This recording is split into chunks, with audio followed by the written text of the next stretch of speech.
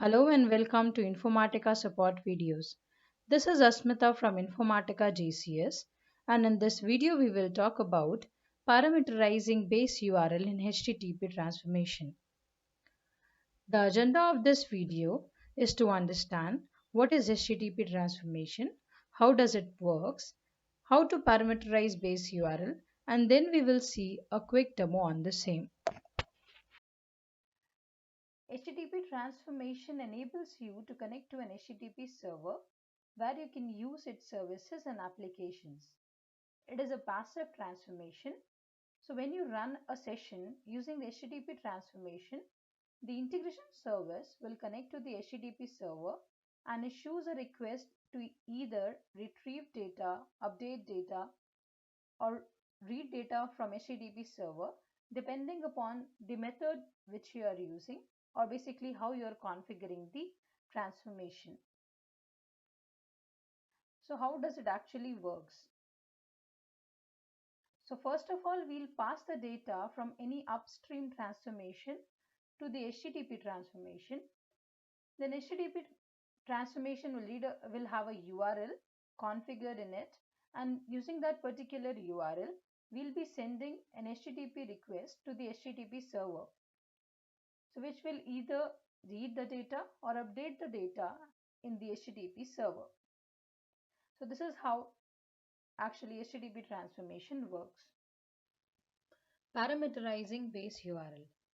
In case if you are using get or simple delete method in HTTP transformation, the final URL can contain the base URL and the parameters based on the port names in the input group. So this is a new feature which is present from Informatica 10.4 version onwards. If you're using simple patch, simple put, post or simple post methods, the final URL will be same as the base URL, and you cannot parameterize the base URL while using these methods.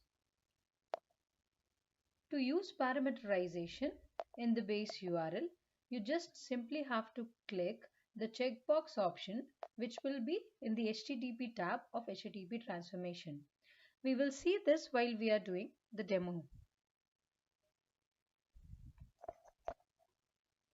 So in this slide, I'm just showing one of the example where the base URL is www.informatica.com, and when you are using the parameterized URL, you can have the URL in the form of base URL, then the question mark and first name and last name value.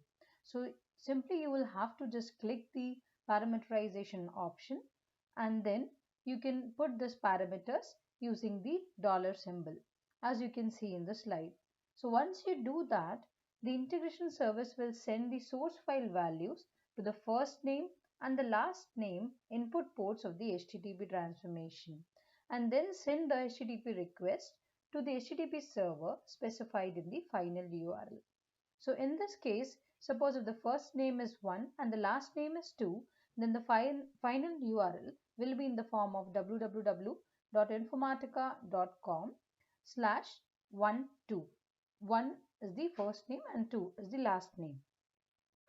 So let's go ahead and see how to parameterize the HTTP transformation base URL. For the demo purpose, I have created a Oracle source where I have some few particular columns, and I have a flat file target where I have just one particular output, and then I'm using an HTTP transformation. In this HTTP transformation, I'm using the get method, and I have already checked this parameterize base URL option. So if you uncheck this option, your final URL would be constructed based on the input fields you have. So if I've checked this option, then the final URL will be created while the runtime using the variable which we have passed here. So what I'm doing is I'm just passing the input which I'm getting from my source file into my input field, and then I'm using that input field here as a parameter to pass into this HTTP transformation. So now I'll go and show you what is there in my source. So here you can see that in my source database table, I have 5 records where the IDs are from 1 to 5. So before I go and run this mapping and show you what is the output, I would like to show the output from the SOAP UI, where I'll be using the same URL and I'll be passing the values which are there in my input file. So I have opened a SOAP UI here and I'm using the get method, and I have pasted the same URL which I provided in the HTTP transformation, and I have provided the one value which is the first value in my source database for ID, and then I'm going to just do a send request. So once I send, I see that it is a good request which it says okay, and then I'm getting an output with the name as Hussein, the last name as King, street is 366 slash 20th AVE, and the city is Alton. So likewise, if I just do change 1 to 2 and then I again send a request, we will see that now we are getting a different output here, which is under the ID 2. So likewise, in our HTTP transformation also, we should get the outputs from 1 to 5 as the data in our source. So I have already created a session for the same mapping and have provided all the values, connection details for the source and the target as well. So now I'll go and show you the workflow. So this is my workflow which I've already created. Now we will go ahead and run this workflow. And now we'll go to our workflow monitor.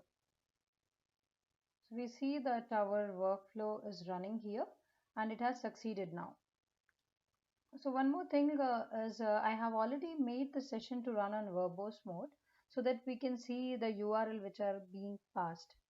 So once you open your session log, you will see that the base URL is in the form of the URL and which is appended by our variable which we have set here. And if we go to the next URL which is being called, so we can see that it has changed the last option to 1 as per our source, and then it has been changed to 2 and then 3 and then 4 and finally it has been changed to 5. So basically the URL has been called 5 times depending upon the inputs which we have got from the source. So let's go ahead and see the target now. So I have logged into my server and I went to the location info home server info shared target files, and we see that the output file has been created. Now we'll see what is the content of this particular file.